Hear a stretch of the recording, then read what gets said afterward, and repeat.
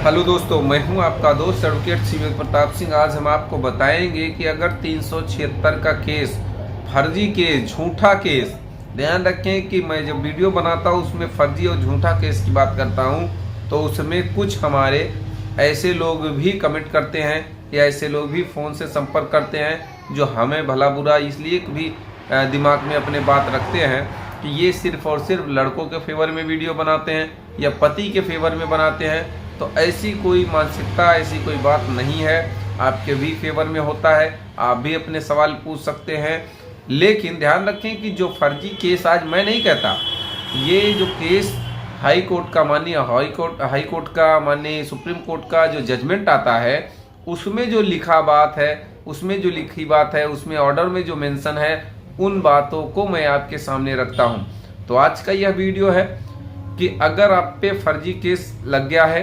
फर्जी केस को आप ट्रायल फेस कर रहे हैं, तो ऐसी स्थिति एक आती है कि जब उस पीड़िता से, उस महिला से आपको सवाल पूछने होते हैं, क्रॉस एग्जामिनेशन जिसे कहा जाता है। तो ऐसी स्थिति मुझसे कुछ चंद ऐसे सवाल करें जिससे कि वो पूरा केस ही खत्म हो जाए। तो ध्यान रखने वाली बात है, सबसे पहला सवाल कि जब आपने FIR लिखाया तो वो समय क्या था और किसके खिलाफ लिखाया। कभी कभी ये सवाल बहुत मायने इसलिए रखता है क्योंकि लड़की को पता ही नहीं होता है कि लड़का कहाँ का है और कौन है, उसे जानती तक नहीं, लेकिन 376 का मुकदमा दर्ज हो जाता है। दूसरा महत्वपूर्ण सवाल कि आपके साथ अगर ये आपराधिक घटना फला व्यक्ति ने की तो आपने तत्काल कोई सूचना पुलिस को या किसी को, किसी अधिकारी को या मजिस्ट्रेट को आपने क्यों नहीं की।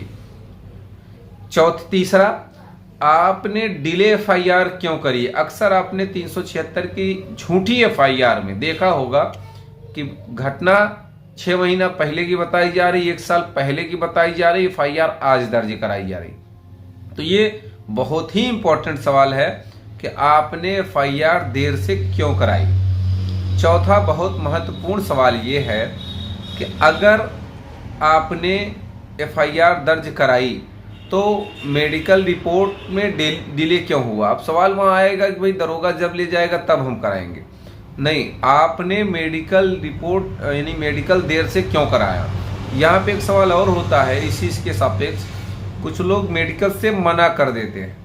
तो ऐसी स्थिति में उनसे ये भी पूछा जा सकता है कि आपने मेडिकल कराने से मना क्यों किया। हालांकि वो जवाब में कुछ भी दे उससे नहीं मतलब, लेकिन ये सवाल आप जरूर पूछें कि आपने मेडिकल कराने से क्यों मना कर दिया या DNA कराने से क्यों मना कर दिया। तो उसका यही जवाब होगा, ये हमारी मर्जी, हम व्यक्तिगत ये बात है, हम नहीं मेडिकल कराना चाह रहे थे। तो नहीं कराना चाह रहे तो अच्छी बात है, इसमें अभियुक्त के पक्ष को लाभ मिलेगा, अभियुक्त को ही लाभ मिलेगा। पांचवा कि घटना का समय और स्थान क्या था, आपने FIR में क्यों नहीं मेंशन कराया। अगर मेंशन है तो आप सीधे से समय पूछ लें, घटना की समय क्या थी, और जब घटना की समय बताएगी कुछ न कुछ तो FIR का समय क्या था, तो उसमें कंट्राडिक्शन आएगा। छठी बात या पांचवी जो भी है आप काउंट करते जाएं। एक बहुत इंपॉर्टेंट ये भी है कि क्या घटना के बाद जब आपने पुलिस को फ़ोन किया, FIR किया, तो पुलिस ने जांच करने वहाँ पुलिस गई थी या नहीं गई थी, और अगर गई थी तो क्या आप भी पुलिस के साथ गई थी या नहीं गई थी। तो ये बहुत इंपॉर्टेंट इसलिए मैं कह रहा हूँ क्योंकि भाई पुलिस को क्या मालूम कि घटना किस स्थान की है, कहाँ की है। वो IO जो है वो पीड़िता को लेकर ही जाएगा कि घटना यहाँ की है, ऐसा ऐसा अपराध हमारे साथ यहाँ हुआ, ऐसा हुआ या नहीं हुआ, और अगर गई थी तो वहाँ से संबंधित साक्ष्य कुछ मिला या नहीं मिला। भाई डिले से जाएगी तो कुछ वैसे भी नहीं मिले। तो ध्यान रखें कि अगर एक बात मैं यहाँ लड़कियों के फेवर में, औरतों के फेवर में, पीड़िताओं के फेवर में मैं बोलना चाह रहा हूँ, ये सब प्रश्न आपके तभी आएंगे, आपसे पूछे जाएंगे जब आप डिले FIR कराओगे, जब झूठी FIR होगी, तभी इन बातों का जवाब नहीं होगा। जब आपके साथ कोई अपराध हो तो आप तुरंत पुलिस को सूचना दें, उसी घटना स्थल से या घर जाके तत्काल, या 1 हफ्ता 10 दिन के बाद, लेकिन ऐसा नहीं कि 10 महीने के बाद करें। अगर स्थिति ऐसी आएगी तो ये सब सवाल आपसे पूछे जाएंगे और इन सब सवालों का सही जवाब आप नहीं दे पाएंगी और केस सीधे अभियुक्त के फेवर में जाएगा। सीधे अभियुक्त के फेवर में जाते हुए आपका केस एकदम कमजोर पड़ जाएगा।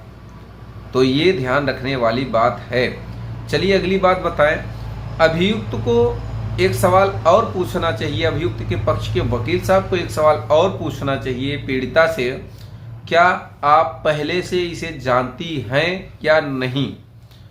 अगर वो कहेगी नहीं तो अभियुक्त के पास कोई ऑडियो है, वीडियो है, फोटोज हैं, या फिर चैटिंग वगैरह है कि भाई प्रेम संबंध था या पहले से मिलना जुलना था, सीडीआर का भी निवेदन कर सकता है। तो ऐसी स्थिति में उसकी कही बात एकदम से झूठी साबित हो जाएगी। 7वीं बात, ये एफआईआर आपने क्यों लिखाई।